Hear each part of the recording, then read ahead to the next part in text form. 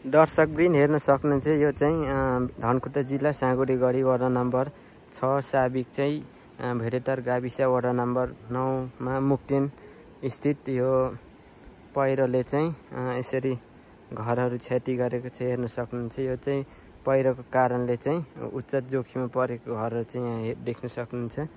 यसरी भत्काएको छ। हेर्न सक्नुहुन्छ पहिरो चाहिँ यहाँ तल यसरी आएको छ देख्न सक्नुहुनेछ।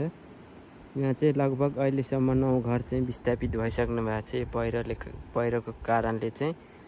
यो पहिरो चाहिँ विशेष गरी यहाँ माथि देख्न सक्नुहुन्छ यो रविराके भेडेटार रविराके सडक खण्ड चाहिँ विस्तार हुने क्रम छ। त्यो विस्तार हुने क्रममा चाहिँ त्यहाँको माटोहरू चाहिँ यो मुनि झारिदिएको र यो वर्षाको कारण चाहिँ भलबाढी चल्दा चाहिँ यो पहिरो गएको अनुमान छ। त्यसै गरी विगत 2-3 दिनको अविरल वर्षाले पनि क्षति गरेको छ। हेर्न सक्नुहुन्छ रविराकी सडक खण्ड चाहिँ त्यहाँ माथि छ। त्यो खन्ने क्रममा चाहिँ यस्तो विनाश भएको देख्न सक्नुहुन्छ। यो पहिरो चाहिँ पहिलेदेखि पनि अलिअलि चाहिँ जाँदै थियो। यसपालि चाहिँ बृहत रूपमा धेरै क्षति गरेछ। लगभग 9 घर चाहिँ विस्थापित भइसकेको भन्ने भनाइ छ। हेर्न सक्नुहुन्छ यहाँ घर चाहिँ एउटा भत्काएको छ। त्यसै गरी यो खेतीबालीहरू खेतीयोग्य जग्गाहरू पनि यसरी पहिरोले लगेको देख्न सक्नुहुनेछ।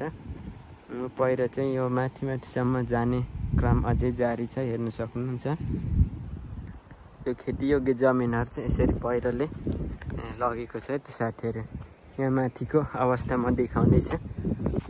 यहाँ चाहिँ पहिरोको उच्च जोखिममा भएको कारण चाहिँ यहाँको मानिसहरूले चाहिँ पहिरोको जोखिममा भएको घरहरूलाई चाहिँ भत्काएर माथि अर्को ठाउँ सार्ने कार्यक्रम पनि अस्ति नै भइसकेको छ। हेर्न सक्नुहुन्छ यो चाहिँ यहाँ माथिको अवस्था हेर्नु लगिराखेको छ। तपाईँहरूलाई देख्न सक्नुहुन्छ यहाँको पनि एउटा घर चाहिँ तार चाहिँ भत्काएको छ। हेर्न सक्नुहुन्छ घरहरू यहीँ छ। पहिरो यहाँ तल आइसक्यो। सबै ठाउँ चाहिँ चर्किसकेको देख्न सक्नुहुनेछ। पहिरो चाहिँ यहाँ मुनि हुँदै यहाँसम्म आइसक्यो। यहाँ चाहिँ एभोकाडोहरू धतरमै फलिराखेको देख्न सक्नुहुन्छ। पहिरो चाहिँ यहाँ बस्ती यहाँ माथि चर्च पनि छ।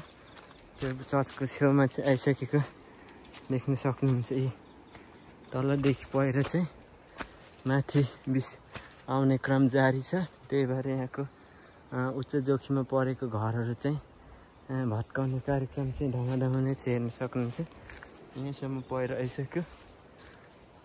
यहाँ छेउमा भएको घर चाहिँ एउटा भत्काएर अर्को ठाउँमा यहाँको काठपातहरू सार्ने काम भएको छ। त्यसै गरी यहाँ भएको गाई बस्तुहरूलाई अन्यन्त्र सारिएको छ। हेर्न सक्नुहुन्छ यो चाहिँ पहिरोले लान्छ भने चाहिँ घरहरू यसरी भत्काएर सारिएको छ।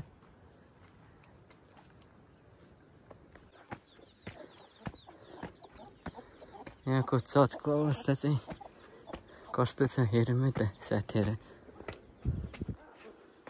हेर्न सक्नुहुन्छ यहाँ पनि चर्कीको अवस्था छ भने यहाँ पनि भवन चाहिँ भत्काएको रहेछ। पहिरोले लान्छ भने चाहिँ अन्यथा सार्नको लागि।